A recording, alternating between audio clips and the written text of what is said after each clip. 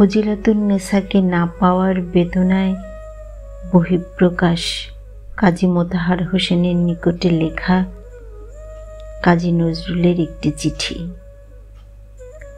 15 জুলিয়াটোলা street, Calcutta, 8/3/28 সন্ধ্যা। প্রিয় মতিহার, পরশু বিকেলে এসেছি কলকাতা। উপরের ঠিকানায় আছি।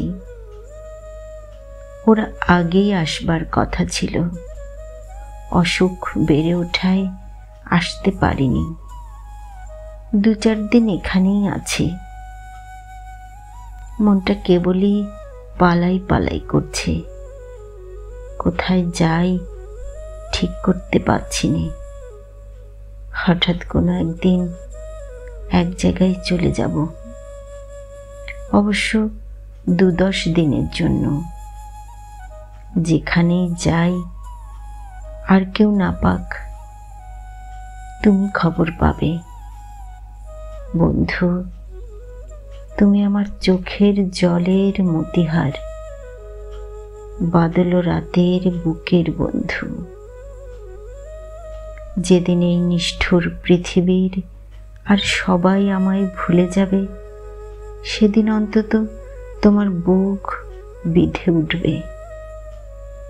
তোমার ওই ছোট্ট ঘরটিতে শুয়ে, যে ঘরে তুমি আমায় প্রিয়ার মতো জড়িয়ে শুয়েছিলে, অন্তত এইটুকু সান্ত্বনা নিয়ে যেতে পারবো।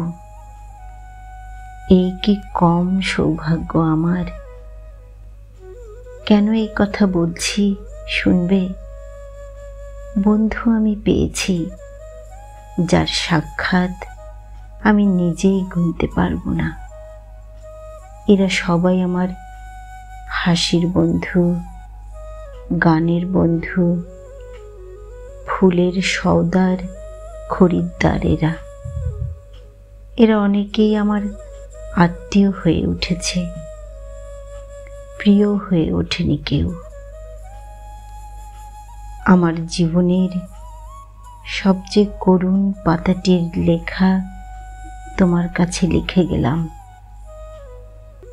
আকাশের সবচেয়ে যে দূরের তারাটির দীপ্তি চোখের জল্পনার মতো ঝিলমিল করবে, মনে করো সেই তারাটি আমি। আমার নামেই তার নামকরণ করো, কেমন? মৃত্যু এত করে মনে করছি কেন জানো? ওকে আমাকে আজ সবচেয়ে সুন্দর মনে হচ্ছে বলে। মনে হচ্ছে জীবনে যে আমায় ফিরিয়ে দিলে, মরলে সে আমায় বরণ করে নেবে। সমস্ত বুকটা ব্যথায় দিনরাত টনটন করছে। মনে হচ্ছে সমস্ত বুকটা যেন ওইখানে এসে জমাট বেঁধে যাচ্ছে। ওর যদি মুক্তি হয় বেঁচে যাব, কিন্তু কি হবে কে জানে। তোমার চিঠি পেয়ে অবধি কেবল ভাবছি আর ভাবছি, কত কথা, কত কি তার কি কুল কিনারা আছে। ভাবছি আমার ব্যথার রক্তকে রঙিন খেলা বলে উপহাস যে করে, তিনি হয়তো দেবতা। আমার ব্যথার অশ্রুর বহু ঊর্ধ্বে। কিন্তু আমি মাটির নজরুল হলেও সে দেবতার কাছে অশ্রুর অঞ্জলি আর নিয়ে যাব না। ফুল ধুলায় ঝরে পড়ে, পায়ে পিষ্ট হয়, তাই বলে কি ফুল এত অনাদরের? ভুল করে সে ফুল যদি কারোর কপোলেতে খসে পড়ে এবং তিনি যদি সেটাকে উপদ্রব বলে মনে করে, তাহলে ফুলের পক্ষে প্রায়শ্চিত্ত হচ্ছে এক্ষুনি কারো পায়ের তলায় পড়ে আত্মহত্যা করা। সুন্দরের অবহেলা আমি সইতে পারি না বন্ধু, তাই এত জ্বালা। ভিক্ষে যদি কেউ তোমার কাছে চাইতে আসে অদৃষ্টের বিড়ম্বনায়, তাহলে তাকে ভিক্ষা নাই দাও, কুকুর লেলিয়ে দিও না। আঘাত করবার একটা সীমা আছে, সেটাকে অতিক্রম করলে আঘাত অসুন্দর হয়ে আসে, আর তক্ষুনি তার নাম হয় অবমাননা। ছোটবেলা থেকেই পথে পথে মানুষ আমি। যে স্নেহে, যে প্রেমে বুক ভরে ওঠে কানায় কানায়, তা কখনো কোথাও পাইনি। এবার চিঠির উত্তর দিতে বড্ড দেরি হয়ে গেল। না জানি কত উদ্বিগ্ন হয়েছ। কি করি বন্ধু, শরীরটা এত বেশি বেয়ারা আর হয়নি কখনো। ওষুধ খেতে প্রবৃত্তি হয় না। আমায় সবচেয়ে অবাক করে নিশুতি রাতের তারা। তুমি হয়তো অবাক হবে, আমি আকাশের প্রায় সব তারাগুলোকে চিনি। তাদের সত্যিকারের নাম জানিনি, কিন্তু তাদের প্রত্যেকের নামকরণ করেছি আমার ইচ্ছে মতো। সেই কত রকম মিষ্টি মিষ্টি নাম, শুনলে তুমি হাসবে। কোন তারা কোন ঋতুতে কোন দিকে উদয় হয় সব বলে দিতে পারি।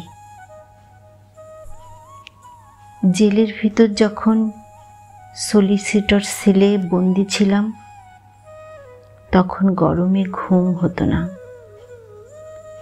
সারা রাত জেগে কেবল তারাই উদয় অস্ত দেখতাম।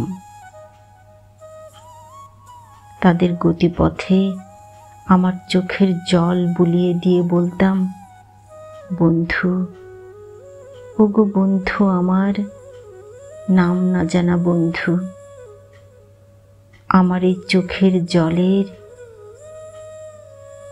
বিচ্ছিরি পথটি ধরে তুমি চলে যাও অস্ত পারের পানে। আমি শুধু চুপটি করে দেখি।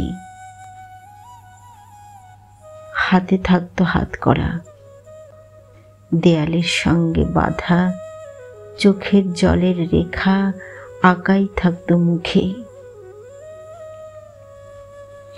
আচ্ছা বন্ধু, কফোটা রক্ত দিয়ে এক ফোঁটা চোখের জল হয়, তোমাদের বিজ্ঞান বলতে পারে? এখন শুধু কেবলই জিজ্ঞেস করতে ইচ্ছে করে, যার উত্তর নেই, মীমাংসা নেই সেই সব জিজ্ঞাসা। যেদিন আমি ওই দূরের তারার দেশে চলে যাব, সেদিন তাকে বলো এই চিঠি রেখে সে যেন দুফোঁটা চোখের অশ্রুর দর্পণ দেয় শুধু আমার নামে। হয়তো আমি সেদিন খুশিতে উল্কা ফুল হয়ে তার নতুন খোপায় ঝরে পড়ব। তাকে বলো বন্ধু, তার কাছে আমার চাওয়ার কিছু নেই। আমি পেয়েছি, তাকে পেয়েছি, আমার বুকের রক্তে, চোখের জলে। আমি তার উদ্দেশ্যে আমার শান্ত স্নিগ্ধ অন্তরের পরিপূর্ণ চিত্তের একটি সশ্রদ্ধ নমস্কার রেখে গেলাম। আমি যেন শুনতে পাই সে আমায় সর্বান্তকরণে ক্ষমা করেছে। ফুলের কাঁটা ভুলে গিয়ে তার ঊর্ধ্বে ফুলের গন্ধই যেন সে মনে রাখে। ঘুমিয়ে পড়েছিলাম, স্বপ্ন দেখে জেগে উঠে আবার লিখছি, কিন্তু আর লিখতে পারছি না ভাই। চোখের জল, কলমের কালি দুই শুকিয়ে গেল। তোমরা কেমন আছো জানিও। তার কিছু খবর দাও না কেন, নাকি সে মানা করেছে? ঠিক সময় মতো সে ওষুধ খায় তো? কেবলই কিডসকে স্বপ্নে দেখেছি, তার পাশে দাঁড়িয়ে ফেমি ব্রাউন পাথরের মতো। ভালোবাসা নিও। এটি তোমার নজরুল।